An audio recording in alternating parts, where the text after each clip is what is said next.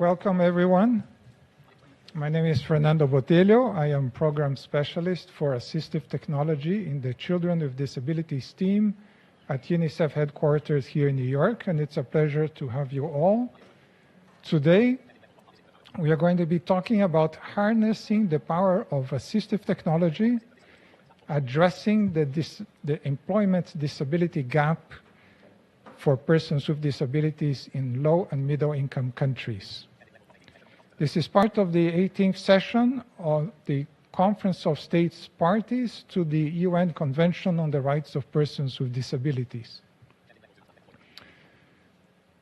We are going to be focusing a lot today on a policy brief that is being released by ATscale and was produced in collaboration with the International Labour Organization. This is a policy brief on assistive technology and employment. And just before I forget, I want to mention that many of you, for those of you who are here in person, there's a handout in front of you on the desk, and you will find there a QR code that allows you to download the full text of this policy brief. Just to start on a personal note, assistive technology to me is a very powerful concept and has great meaning. Many, many years ago, when I was still in high school, I was worried about my future. As somebody who was losing a lot of my eyesight, I worried that I was going to have to develop photographs in a dark room, because a blind person such as myself did not have too many options. You may remember, some of you may not realize that there were pre-digital era photos. In that time, this could be an opportunity for a few people, but it was not something that filled me with excitement. And it was a good thing because soon digital came and a lot of those jobs disappeared, or all of them really. But thankfully, I had access to assistive technology. And today, what we are talking about is not about one great story, inspiring experience. We are talking about the challenge of making those incredible stories, many of which we're going to hear today, making those, scaling them up so that all the persons that need assistive technology have access to the technology they need and are able to generate income, are able to find employment. So today, we are going to have a few speakers introducing the topic. Our keynote speaker will be Kathleen Bombell. She works in the Disability and Social Inclusion branch of the Development Policy Division of the Department of Policy of Foreign Affairs and Trade of Australia. Later on, we're going to have Stefan Tromel, who is going to be participating. He sent a recording. He's the Senior Disability Specialist from the International Labour Organization. And then we'll finish the introductory portion of our session today with Pascal Bijleveld, who's the Chief Executive Officer of ATscale, the Global Partnership on Assistive Technology, which is an organization hosted by UNOPS. And I will introduce our panelists when we start the second session. And after the panelists, we will have some minutes for participation from the audience. So without further ado, I'd like to welcome Kathleen. Thank you so much for being here with us, Kathleen. Thank you, and thanks for having me here today. One of the nice things about giving the first keynote address is I get to set the tone. So, as you know, my name is Kathleen and I'm from the Australian Government. I'm a First Nations woman from Australia, and before I begin, I just wanted to take a moment to acknowledge the traditional custodians of the land that we meet on today and pay my respects. On behalf of the Australian Government, I'm really pleased to be here to co-host this event in partnership with our friends from ATscale and the ILO. Please be kind to me. I have arrived last night from the other side of the world, and I should have just been waking up, and instead I've been going all day. So I wanted to take a little moment to tell you a little bit about the Australian Government and our work in this important space with AT, and the work that we're doing with our partners here around the room. So the Australian Government is firmly committed to disability, equity and human rights, to transform lives and reduce inequalities and build inclusive, cohesive communities. Supporting the rights of people with disability reflects Australian values and creates a more peaceful, stable, fair and prosperous world. We are long-term champions of disability inclusive development, and we were the first development partner to publish a standalone strategy for disability inclusive development back in 2009. And I'm really proud to say that now, just last year, we've now published our third. This one is our International Disability Equity and Rights Strategy, and it increases Australia's ambition, but also switches the dial from inclusion to equity and rights. It's centred around 5 strategic priorities, and the one I want to focus on today is number 3, and that's around promoting the preconditions for inclusion. Australia is committed to advocating and investing in projects that ensure certain settings or preconditions are in place to enable people with disability to participate fully and meaningfully in society. Australia has adopted the Pacific Disabilities Forum's preconditions model, which includes accessibility, assistive technology, support services, social protection, community-based inclusive development and non-discrimination. These preconditions are critical enablers of education, employment and community participation. Not providing these adjustments can be a form of discrimination. Australia's Minister for Foreign Affairs, our Honourable Minister Penny Wong, recently announced additional $12 million in funding to expand access to essential assistive technology in our region. This support has enabled Australia and my team to support our largest and first significant investment in AT for the Pacific, for the Indo-Pacific. And a key part of this investment is our partnership with ATscale to increase access to assistive technology for school-aged children.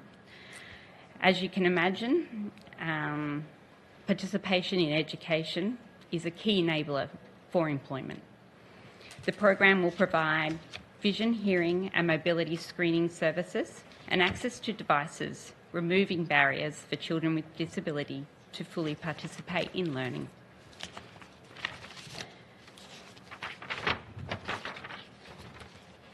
It's estimated that the full empowerment of people with disability could contribute 7% or more to gross domestic product and could unlock access to global markets with over $13 trillion in disposable income.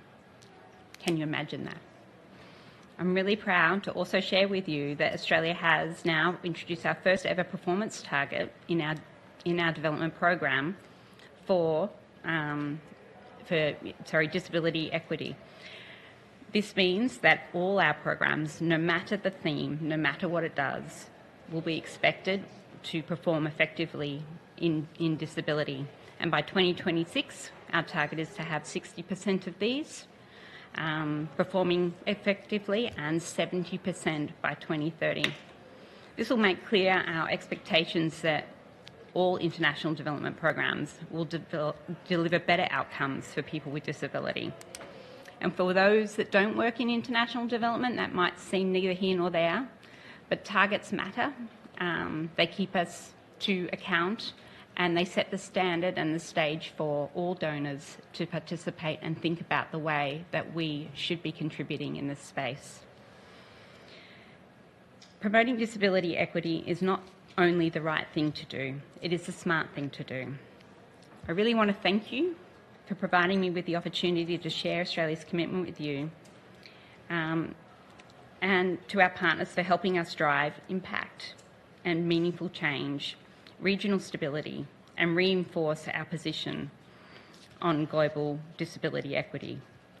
I look forward to hearing from our other speakers and to a really nice discussion on how we can work together collectively to harness the power of assistive technology and remove barriers to the equal participation of people with disability. Thank you so much.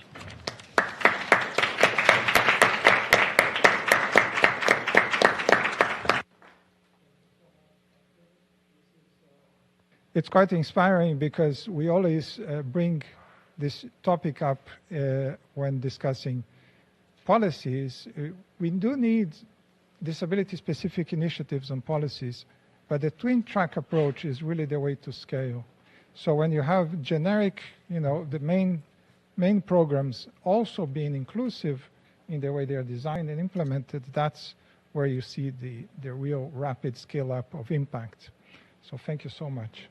We would like to listen now to a video recording from Stefan Tromel from the International Labour Organization, introducing a little bit some of the topic on which the policy brief is based, which is that focus on employment. Please go ahead.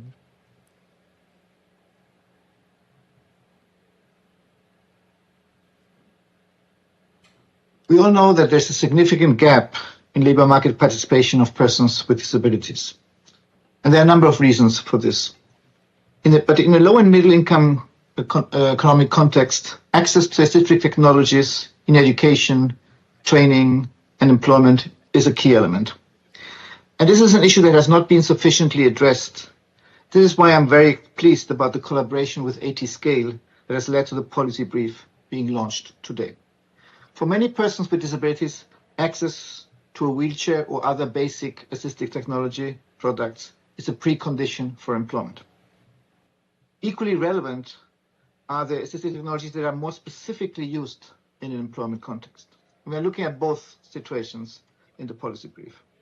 In the context of the formal economy, employment in the private sector and the public sector, one would expect employers to provide these employment-related assistive technologies as part of their obligation to provide reasonable accommodation, ideally with some technical and financial assistance from governments, especially to small and medium enterprises. But let's remember that in low and middle income countries, the vast majority of persons with disabilities work in the informal economy. They will not be able to acquire the assistive technology, and these will need to be provided by government. In particular, attention needs to be given to the situation in the rural economy. We have some good examples reflected in the policy brief on how, in a rural context, assistive technologies have been co-designed between engineers and the person with disabilities that would be using them, something we have called agri-labs. I wish you all the best for the side event and hope that you find the joint policy brief very useful. Thank you very much. Wonderful. So thanks goes to Stefan Tromel for his contribution.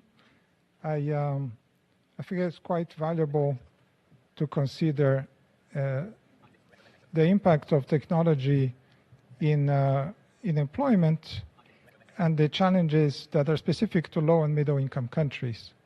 And this is one of the main areas of attention in the policy report, of course, and in our discussion today.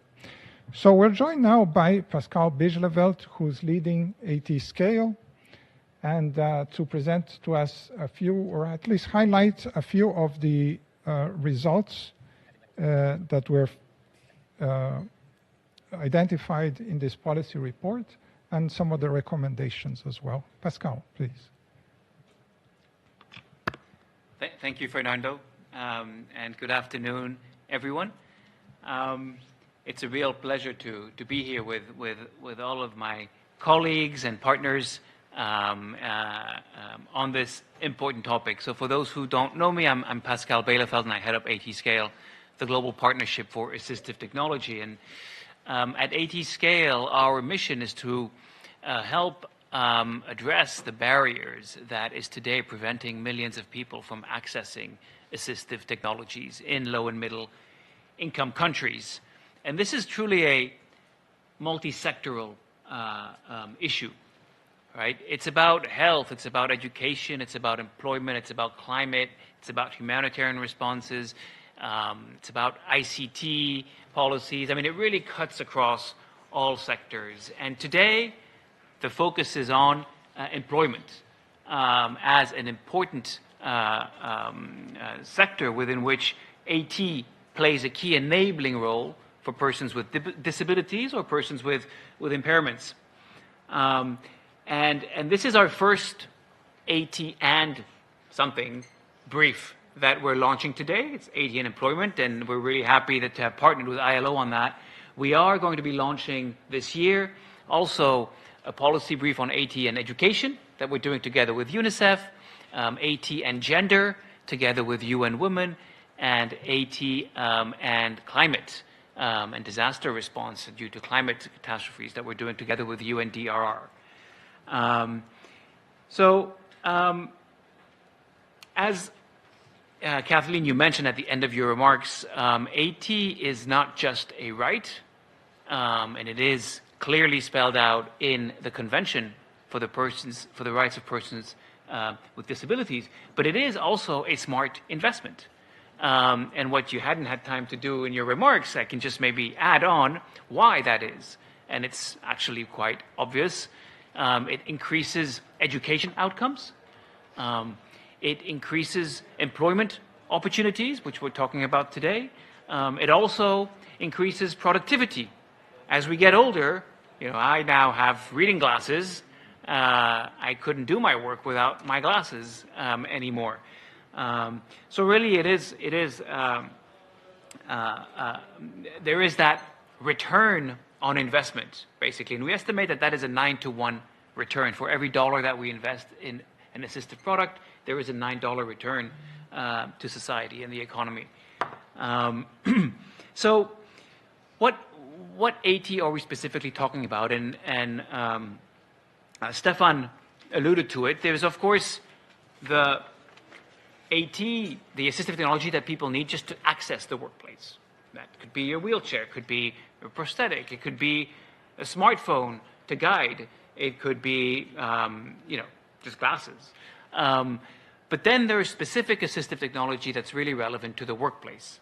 And that includes mobility aids like standing frames or grab rails or ramps. It's furniture, ergonomic chairs.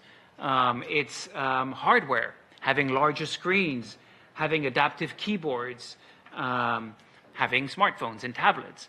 And it is also the software, right? So it's speech recognition software, it's text-to-speech capabilities, it's eye gaze, it's braille readers, it's multitude of apps today that exist that make it possible for persons with disabilities or impairments to function fully in a job and a workspace, which was often difficult in the past, as Fernando, you mentioned, and your worries when you were in high school. So that's what this report really focuses on. And so we all know AT is important for employment, but we're still not seeing it often being made available, either by companies in the formal sector, and of course, with the support of governments for the informal sector. And I think this is a key highlight of this report. It's really that we need to pay attention to the informal sector, especially in low and middle income countries. So I'm not going to get into the details of the report. Please do access it through the QR code. It's worth a read. It really tries to do three things. It highlights the critical role of AT in improving employment opportunities. It tries to understand and unpack the barriers for AT users, but also the challenges that employers face in making AT accessible. We've been approached by so many companies that come to us and say, well, we want to be more inclusive, but actually we don't know how. Well, what AT, what do we need? How do we do that? Where do we get it? Right? So it's also about making it easier for employers to be more inclusive.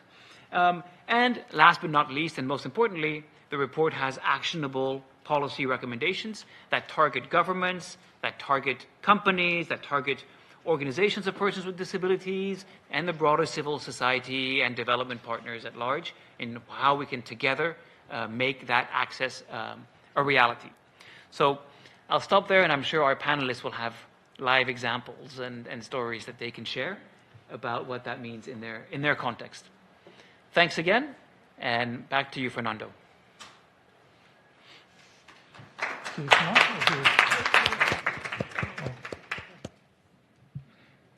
Thank you so much, Pascal. These are indeed the challenges and the opportunities. And the policy brief is really wonderful because it targets specific groups in society. And this is why in our panel we are trying to bring the perspective from each sector, from government, from the private sector, from civil society, and as well as combining that with personal stories. Because I don't think that we can accomplish the scaling up and the sustaining of it all if we don't have the participation of every sector of society. So I have the pleasure to introduce to you our panelists. We have,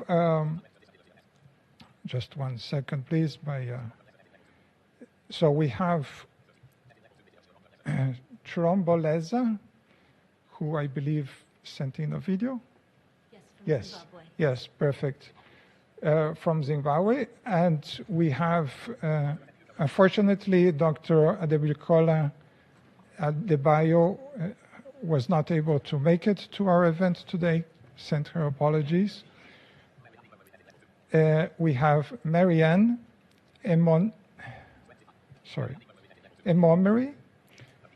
who leads an organization of persons with disabilities in Kenya, who will be contributing her story, life story, and activism story to our discussion.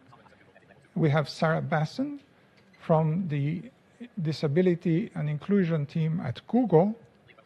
And we have Leopoldine Huyghues Despointes, who's a filmmaker, activist, and an ATscale champion.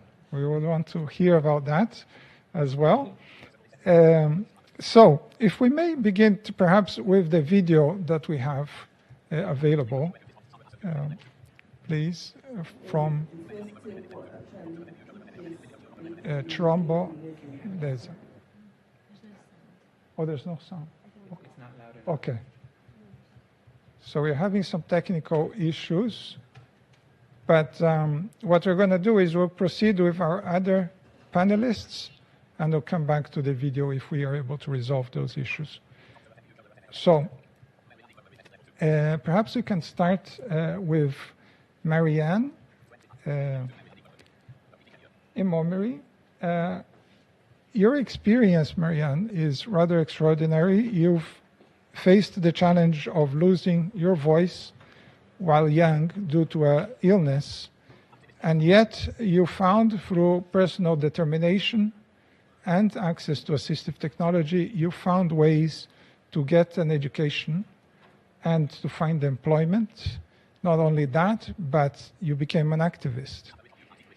I'd love to hear a little bit about your own experience and what impact has assistive technology had in your life.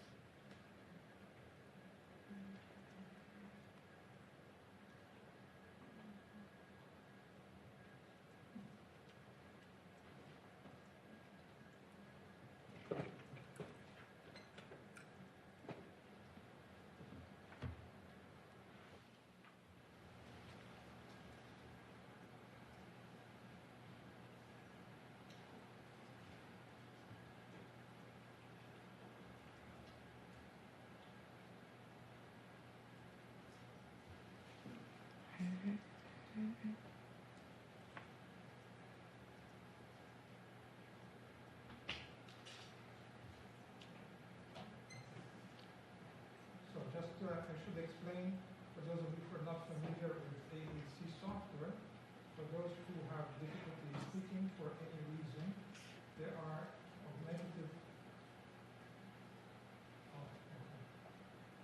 I myself have difficulty communicating sometimes.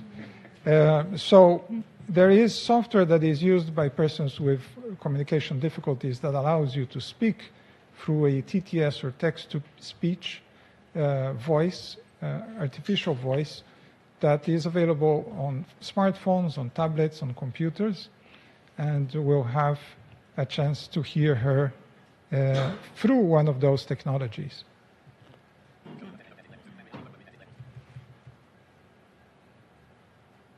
Hello everyone, my name is Maryanne Emomeri from Kenya.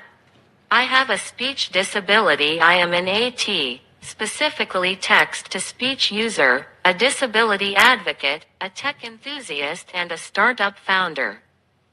I am also the communications officer at the United Disabled Persons of Kenya and the platform manager of the Enable Me Kenya platform. I am glad to be here.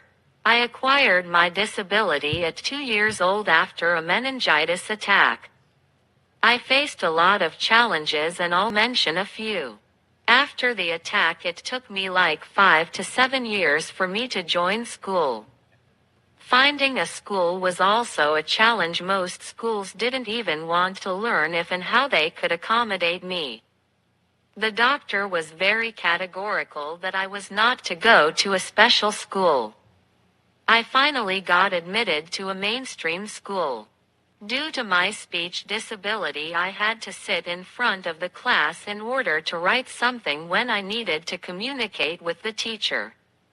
There were no interpreters and no sign language lessons. I was bullied a lot even by teachers before I finally learned how to stand up for myself. There was this one teacher who didn't want to see me and ordered that every time she gets in class, I go sit at the back. She always looked for opportunities to punish me. But I retaliated with good grades.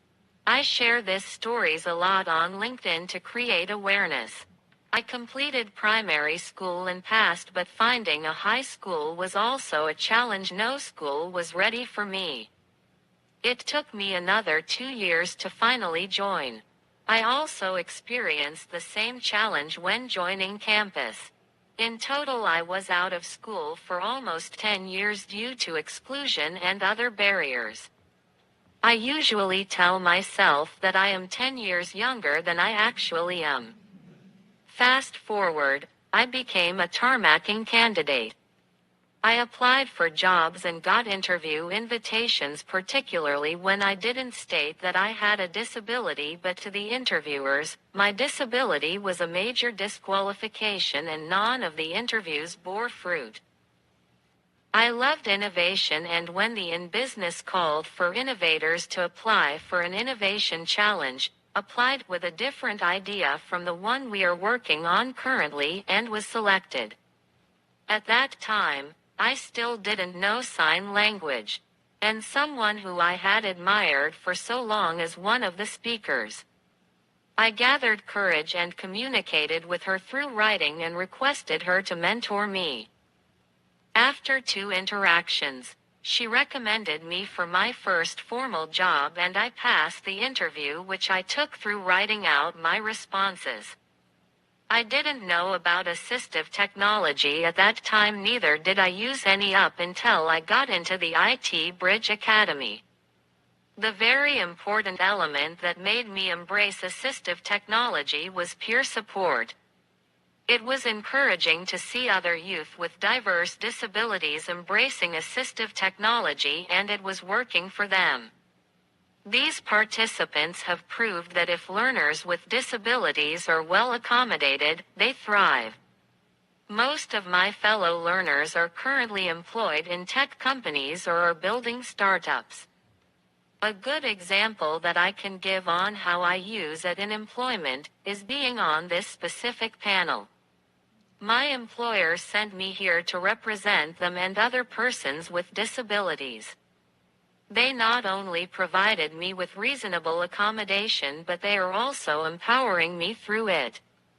Something I urge other employers to do.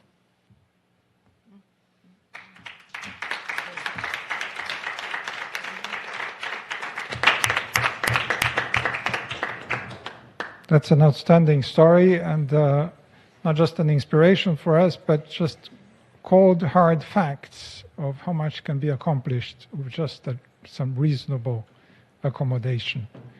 Thank you so much, Maryanne. I would like to also hear, because we talk a lot about technology, and the number of opportunities that it opens is remarkable. But sometimes people worry about the complexity of technology, worry about the costs. And I would love to hear from Sara Basson, our panelist from Google, a little bit about the experience you've had at the company in terms of what you've done to scale up access to assistive technology. What do you think is the role that the private sector can have in facing these challenges? Sara, please. Thank you. Hard to follow that. So you should have organized this differently. That should have been the... it's interesting, just having come back from Inclusive Africa, together with my partner here. You know, and indeed when people are asking, what did you learn? I mean, at some point, really the most interesting, fascinating, and useful thing you learn are the lived experiences of other people, and also particularly the lived experiences of other people who are coming from different cultures and different places and face different challenges than we might face here in the West. So anyway, kudos to you and thank you. So the private sector has a significant role in scaling up and ensuring that there's access to assistive technology for people who need it. And I'm representing this, I guess, specifically with the lens of Google. And so I feel like we have an even more profound responsibility. So thinking about it, certainly as private sector and a major player in the private sector, I think we have an obligation to role model. So to role model both in terms of what we're doing for our own employees and even what we are doing externally, making sure that that's being communicated loud and strong, and let people draw the conclusion of Google does this, Google does well. Maybe if I do this, I will do well also. In terms of assistive technology, it runs on computers and it runs on phones. And so an obligation of the private sector are the computers and phones that they make available affordable, and are they accessible? So accessible is obviously critical everywhere. Affordable is also critical everywhere, but particularly in the low and middle income arena, where obviously it might be doing amazing things, but if you have a choice of eating or getting your assistive technology, I think the decision is going to be clear. The private sector also creates applications, and when you create those applications, are they designed, are they tested with a culturally diverse set of users? Are you developing with and for people with disabilities? And so I think that's a very strong principle, again, now bringing it back to Google. It's in our mission statement to make technology accessible, broadly accessible, and usable. So that's obviously an obligation, again, in what we provide to our employees and what we provide for the world, as those of us that work on ensuring that technology is accessible. Well, I'll use an expression that I learned from somebody who headed up speech recognition technology at MIT many years ago, and he said, speech recognition is the technology of the future and always will be. So to some extent, I feel like accessibility is that sort of a journey as well. So while we are definitely working hard at it, it's a constant effort. If the applications that you are developing have a language and speech interface, and certainly again, if you're focusing on the low and middle income communities, they're much more a speech first and speech input population. Well, is your technology available in the languages of the world? And especially the non-dominant languages. Fernando and I have had conversations about that, I don't exactly hold all the keys to the Google kingdom, so it's not ultimately my choice.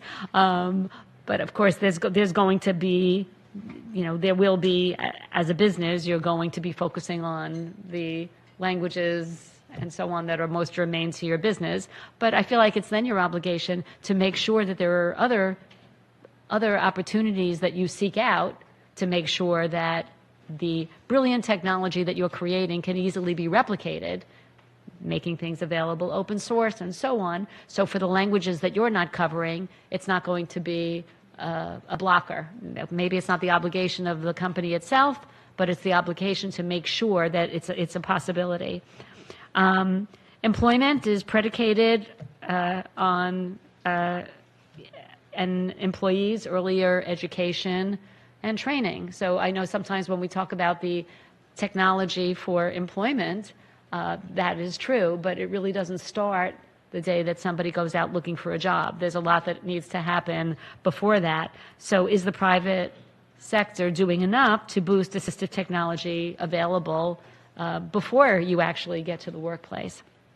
So I guess those are just some general things that the private sector can be doing, should be doing, and in many cases is doing to advance assistive technology more broadly. And I think Fernando had asked me also in the original query, what are some concrete examples of things that Google has been doing in this space to scale up access to assistive technology for people who need it. And so I have a couple of examples here. One is, so this is going to be both an example and a request for advice, support, and help as to how to move on beyond that. We've been doing pilots through an NGO in Kenya, Enable, and Enable launched primarily to assist, to provide digital accessibility first for kids in schools for the blind, and also now introducing some technology for kids in schools for the deaf.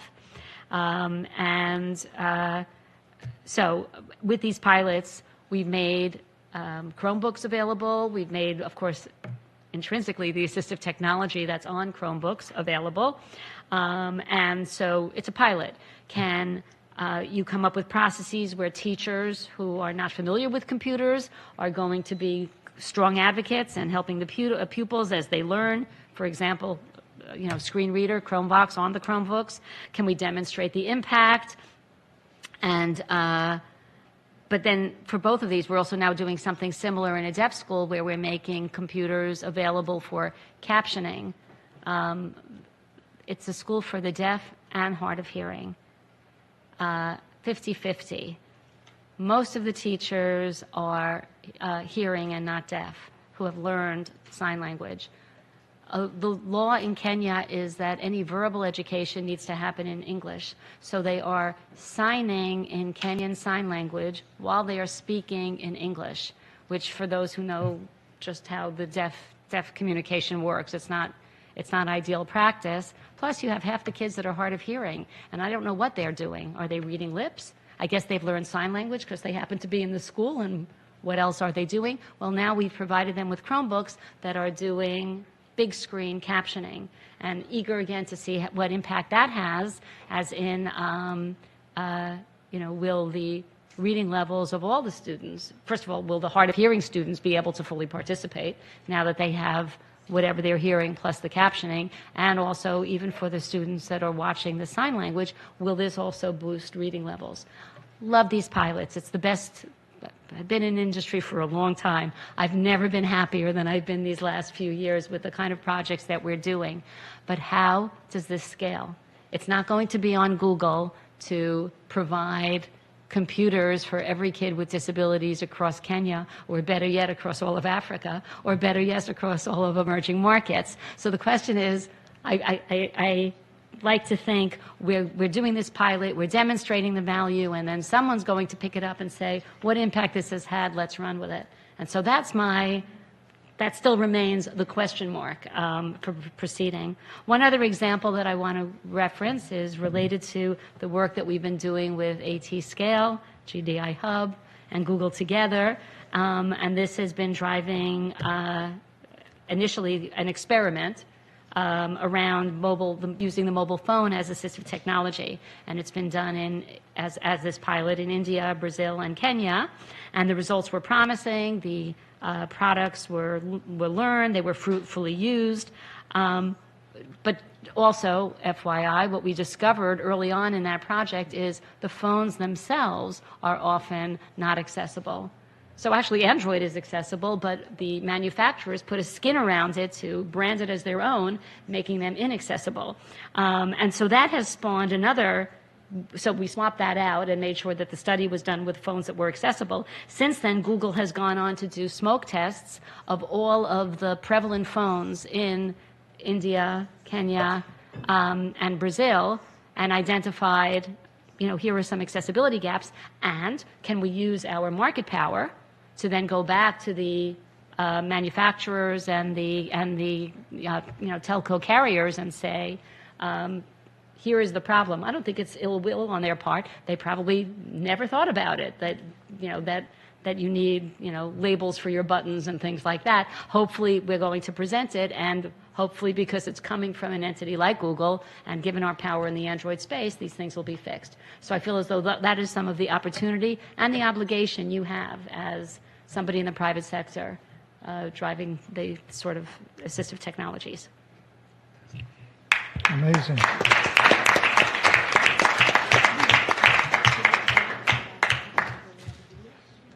Okay, yes, if it works. Sure. So, thank you so much, Sara. This is valuable experience because there are so many companies that you don't have to be one of the top 3 or 4 IT companies in the world to do valuable work, and I think we'll have other examples coming up. And but it's important to set that example and the expectation as well. So I think we have the video now working from our speaker from Zimbabwe. Can we play that, please?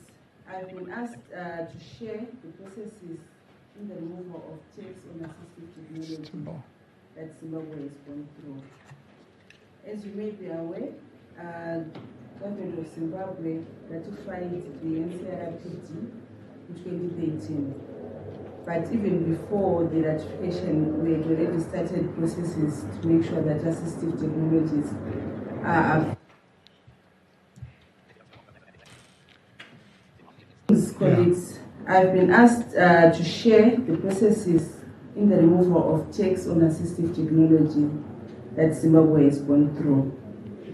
As you may be aware, government of Zimbabwe ratified the NCRPD in 2013.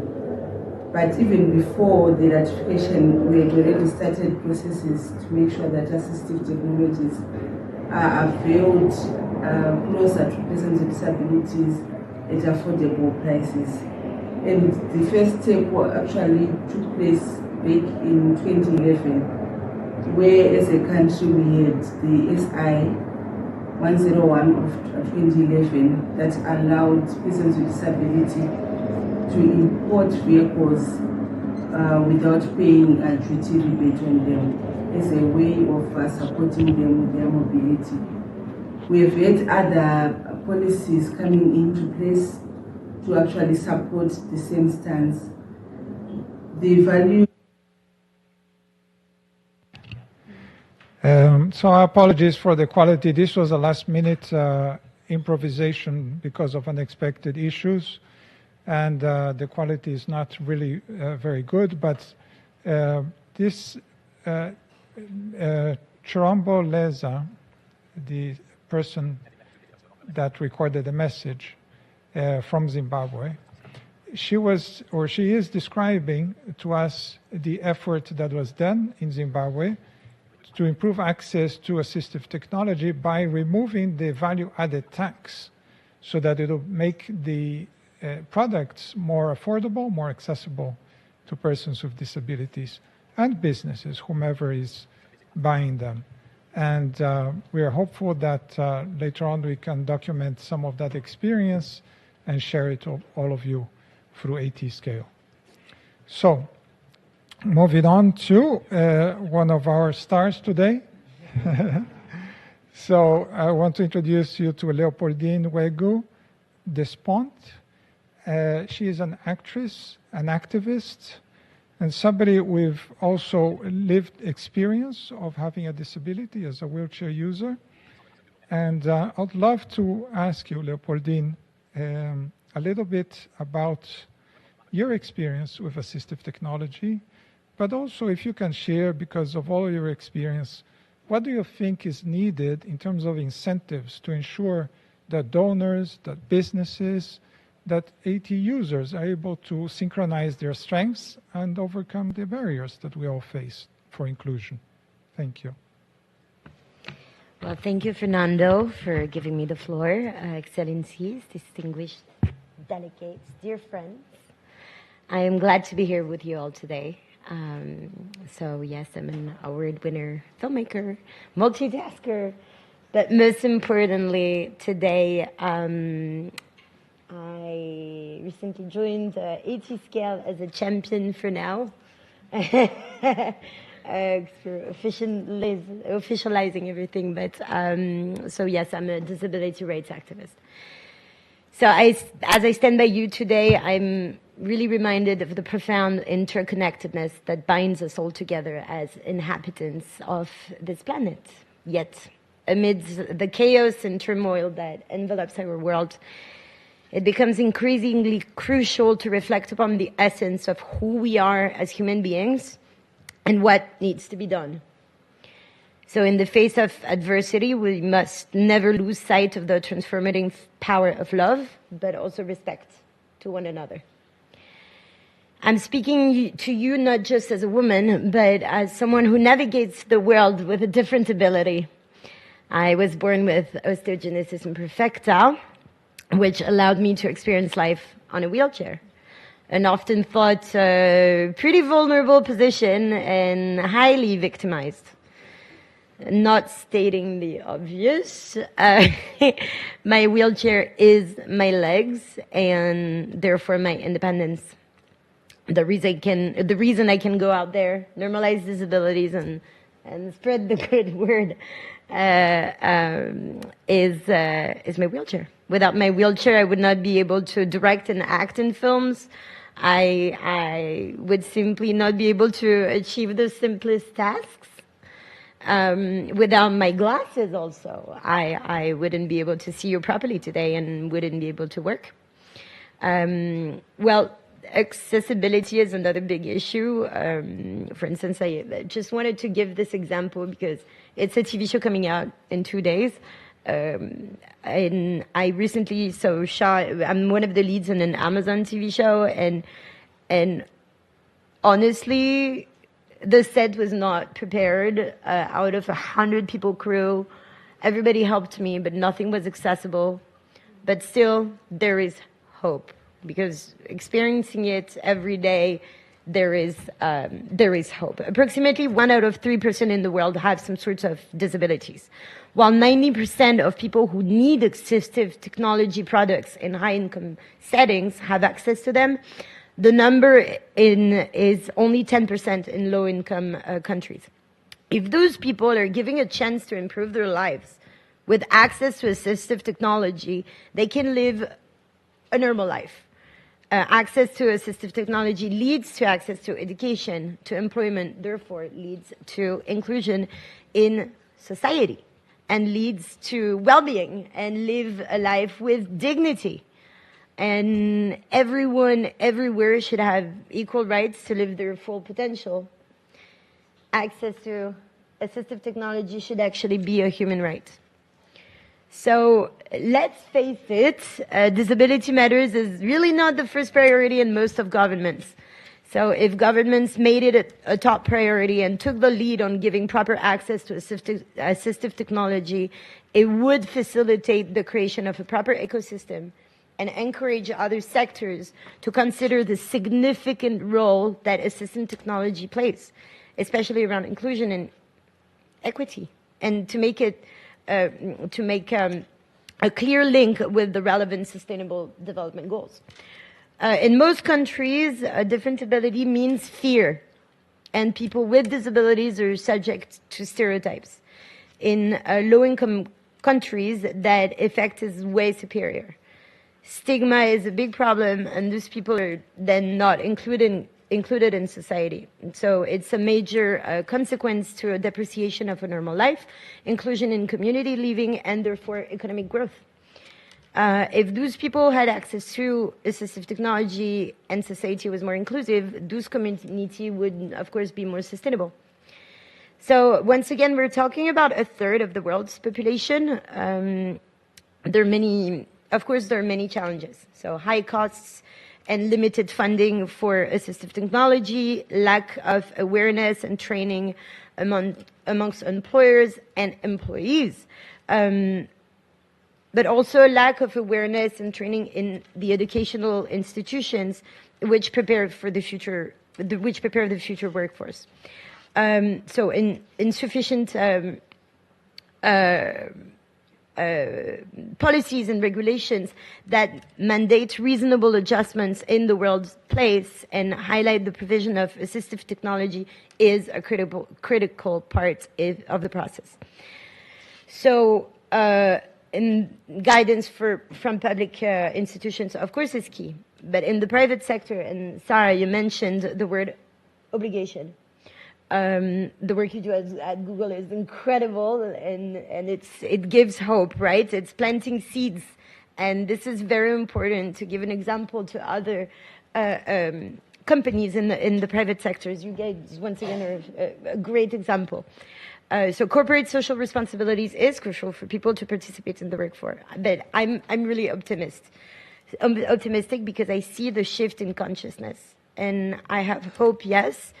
For instance, in Mexico, we worked with Cinépolis, which is the biggest cinema companies in the Republic of Mexico. And today we have about more than 30 people of the workforce that have visible, invisible, mental, physical disabilities, and it works. So another good example in a low-income country is Mexica. So I'm very happy, Alain, we're honored actually to have you with us today. Alain Bernard is a board member of Mexica, but also the CEO of Mexica for the Americas. So André Mexica, the founder of Mexica Group, is the biggest employer of people with different abilities in Namibia, which amount to 100,000 people of its population of just over 2 million people. With high levels of unemployment in Namibia, André is a shining example of how inclusive employment can enrich the lives of people with different abilities. They're endorsed by the Office of the Prime Minister and the National Disability Council of Namibia. They're dedicated to creating additional employment opportunities, but the initiative works so well that the government of Angola and the government of Botswana came to visit them to replicate the same strategy in their own countries. Alain, if you want to, I would love to give you the floor just a bit. Maybe you can talk. Great. And I'll be back. With pleasure. Thank you, Leopoldine. I feel very humbled to speak behind you and to be in the middle of all distinguished guests and panelists. So thank you so much. I usually tell the story of the jewelry creations and the beautiful diamonds of Mexica. So this is not my usual setting here. So please be apologetic, or I'm apologetic. So just to tell you a few words, I mean, Leopoldine, you said it beautifully, a few words about that company, André Mexica Limited, that is truly an example, we believe. So we are not Google, it's a way smaller example, different scale and different business, but how business can actually uplift communities and create real and lasting impact.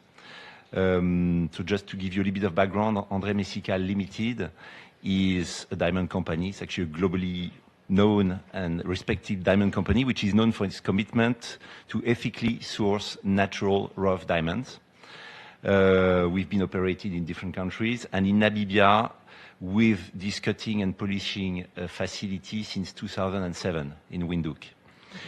What makes it, and that's what you were referring to, Leopoldine, what makes it really exceptional is not just the quality of the diamonds, the quality of the craftsmanship, or even just the commitment to sustainability, but it's really the humanity behind the work. So there is a principle there which is disability does not denote inability, and through this principle, this facility has become the single, you said it, the single largest employer of people with disabilities in Namibia. We have 71 employees. So again, it's not Google scale, but 71 employees. Nearly 1/3 of them are individuals living with disabilities. 14, for example, hearing impaired, and 4 with a wheelchair. And these are not at all symbolic hires. We are talking of highly skilled employees, valued professionals, whose craftsmanship speaks volume. Just the background for André Messica himself, the mission is personal. He's the father of a child with a disability, so for him, that's really a commitment the commitment to inclusion is really rooted in empathy and lived experience. Just to mention, I love mottos when they mean something. There's a few mottos in the company. One of the mottos is pure diamonds by pure people, which says a lot, which is more than a slogan. It's really a reflection of a belief in the dignity, the potential, and the contribution of every individual. I probably could be very long in the number of actions that the company has done. Training programs, obviously set up the whole facility with all accessibilities and comfort. And in 2023, 2 years ago, 25% of the company's shares have been given to the employees. So again, I could go on forever, but we believe, you mentioned a few neighboring countries. We believe this small facility can be an example to other countries, to other businesses, to other entrepreneurs. And again, in the slogans and the beliefs, it's not just about what we create, but how we care for the people who make it possible. So that's what André Messica is all about. And I'm going to be honest with you guys, knowing about, les paillettes in the film industry, as a luxury company, it's very, very rare to talk about inclusion, actually, and for them to care about who they hire. So thank you so much. And I think in conclusion, governments should be an example for sometimes, companies like Messica, where they make their own initiatives that lead to being an example for the public sector and governments. But on a last note, it's hard for humans to work together, for nations to agree, but the future demands otherwise. We're currently failing billions of people, and those billions of people should have equal rights to live their full potential. We come from centuries of being warriors. So why don't we use that energy toward peacefully helping one another, towards educating people to shift from fear to acceptance, towards building a community of trust, and provide for the 2.5 billion around people who are in need of assistive technology. Sorry, I landed as well yesterday. I think we're all tired. So I have faith in humanity, and I strongly believe that the ATscale campaign can drastically contribute to not only the 17 Sustainable Development Goals, but to transform our world in a better world. So it's a pleasure and an honor to work with you guys.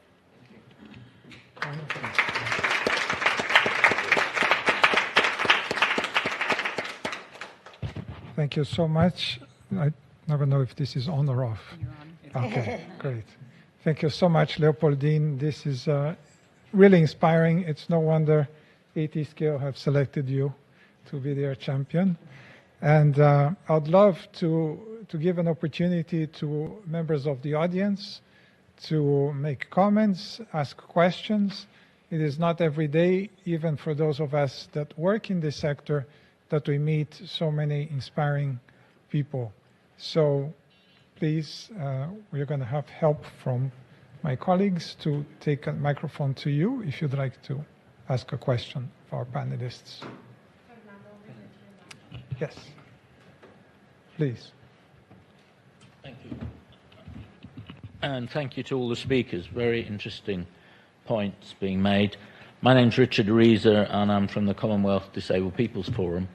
We represent more than 430 million disabled people in the 56 countries, mainly low and middle income countries.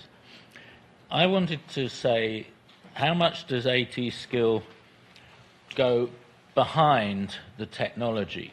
Because to me, background a teacher, and we had some allusion to education, but it's how you conceptualize the problem that is the issue, not getting a bit of tech to put in there. And for years, we can go back 50 years where we've had manuals saying for inclusion, you can use low and middle tech.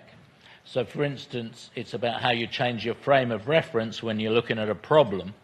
It may be that high tech can come in, but let's remember, an awful lot of places have no electricity, so it's very difficult to charge phones and other things. But that leads to the question, in most countries, we have a grade system of education. If you don't reach a certain level, you don't progress. And I've, for instance, in Lesotho, when I've been traveling, came across a young man of 27, still in grade 1. He was a monitor, but he was still in grade 1 because he hadn't reached the level that was required. Now, this is ridiculous. And it's also the fault of the teachers and the government that doesn't give them the freedom to vary the curriculum and how they do it. So it's this flexibility is as much a problem, and I would suggest that the same thing is true of employers, not being able to conceptualize the issue of what someone's going to do and how they were going to do it in a different way. So we have to get to that as well as spreading the technology as much as possible. I'd be interested in your comments. Do you want me to respond? Yeah. No, thank you very much for that. More of a comment, I think, than a question. But I couldn't agree more. What you're saying is absolutely right. And we have similar conversations. It's not quite the same, but also around accessibility, right? What's the point of having a wheelchair if there's no ramp, right? So at ATscale, while we recognize these challenges, we can't tackle everything. We have a particular mandate and a focus that we have to look at, and we work with other partners and other organizations that they would be better placed and are better placed to actually address some of these other issues. It's a whole complex, ecosystem, of course, as you know more than anyone else. And so, yeah, we do our best. We also, in partnerships with organizations like Google, some of the research that we do is also to also unpack a little bit what's behind some of the tech. And for example, in this research study that we did on smartphones as AT, one of the biggest challenges actually wasn't the smartphone in and of itself, although that was also somewhat challenging, but it was the data plans and the fact that they're not adapted to the usage that is being made, because oftentimes persons with disabilities are like super users. They need apps that take a lot of data, or they actually use it very, very, very frequently, much more than someone else would. And so therefore, after a week or two, they ran out of data, right? So there's so many other issues that we have to consider besides the assistive tech in and of itself. Absolutely, and that's what we try to do. Can I just come back to one point?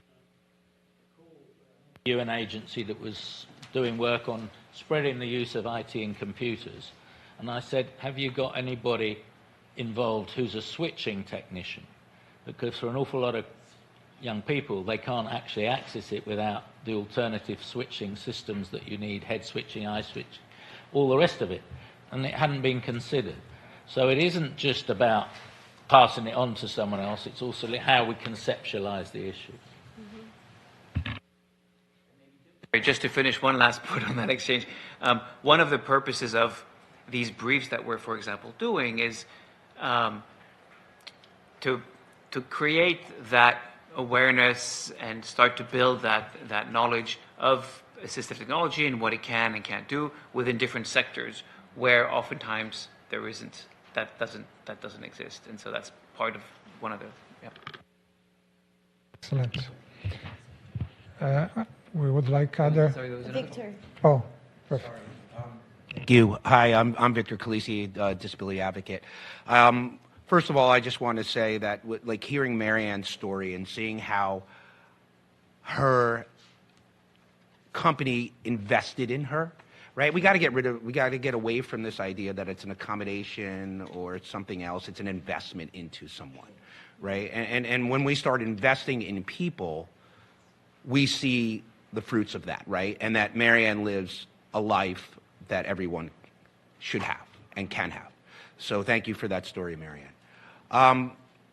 ATscale, I just want to say thank you for what you put together in regards to this study, right? And really breaking it down into something very simple, like in the humanitarian context, into the childhood development, really putting the numbers there that's really easy and digestible so someone can pick this up and read it and be able to use it further. So thank you for that.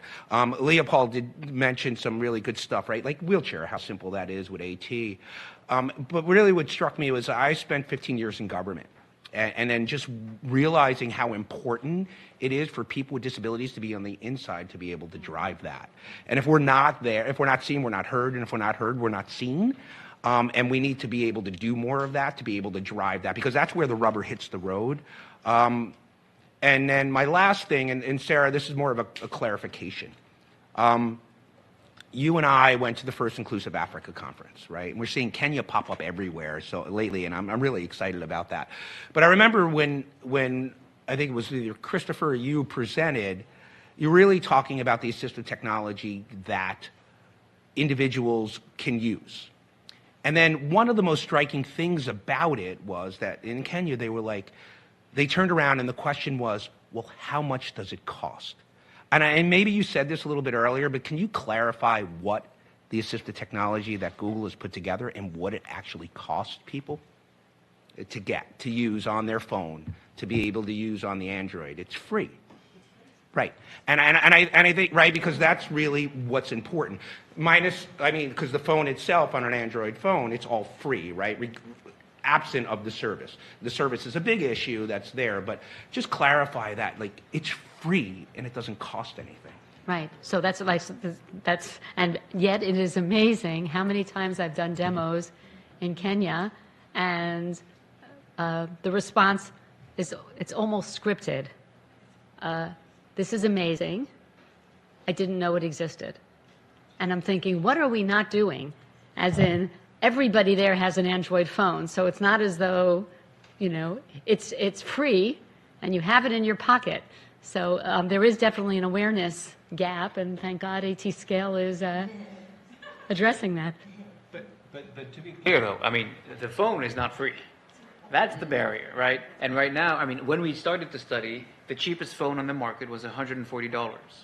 The cheapest phone that had the sufficient kind of tech requirements to be able to use the apps that are free. Today, actually, thanks to that study and to the work that Google have done with Safaricom and pushing them to do more on that front, Safaricom are coming out with a phone that's going to be $70 or so, right? So we're making progress on that front. We need to make more progress on that, plus the data issues, plus the digital literacy issues. Those have costs too, right? So the apps may be free, but there's a whole other system around it that does have costs and barriers. And if I may just add to what you said earlier in government representation, inside government, people with disabilities, Victor, we know each other for a couple of years as well. When we did that photography project, remember, with JR, Judith Heumann was at the White House. Judith, who's at the base of the ADA, the 1973 Rehabilitation Act, actually, who I was very lucky to have as a mentor in my life. And yes, we do need more government representation, especially in the US right now. But what you did with the New York Mayor's office was really amazing. Thank you, Victor, for being here with us today.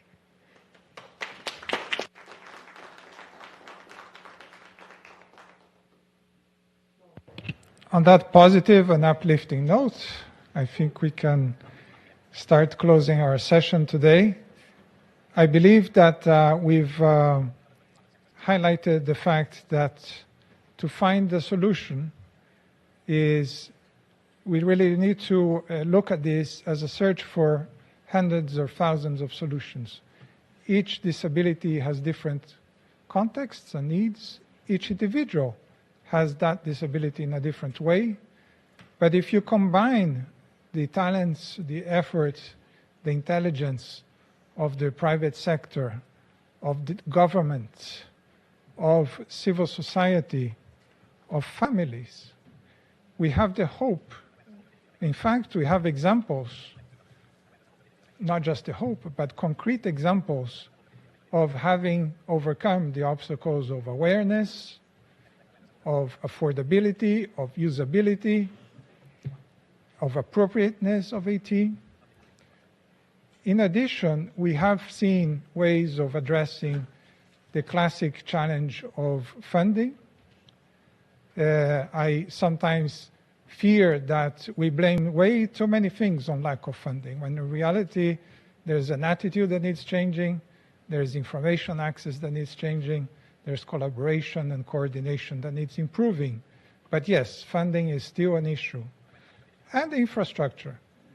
A wheelchair is as good as its surrounding terrain, and so is the case with digital technology. A screen reader such as the one I use will not work very well if the website, the interface of the application or the website are poorly designed. But I think we are getting beyond all of this. We started out, not us necessarily, or maybe us a few years ago, and societies have been moving towards a model where an assistive technology is not a medical device only, and sometimes not at all, but it is a tool for change, a tool for economic development, for poverty reduction. It's a tool for so many of the things that we are looking for in society. Because now we are not talking about just changing the lives of the individuals that need assistive technology. We are changing the lives of their families. We are changing the productivity of the economy and the private sector. And we are improving the situation, the fiscal situation of governments. Some of the examples we didn't have a chance to hear about involved the reduction of value-added tax.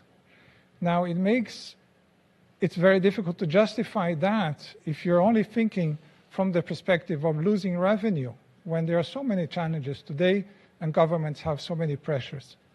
But when you look at ATscale's statistic, that for every dollar invested in assistive technology, you have a return on investment for society as a whole of $9.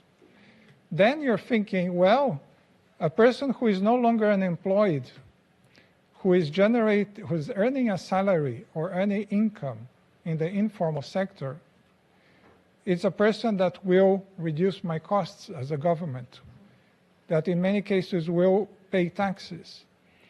So it's a very different proposition. It's a proposition of progress, of balance, of human rights realized. And I want to finish with a little bit of what I began today.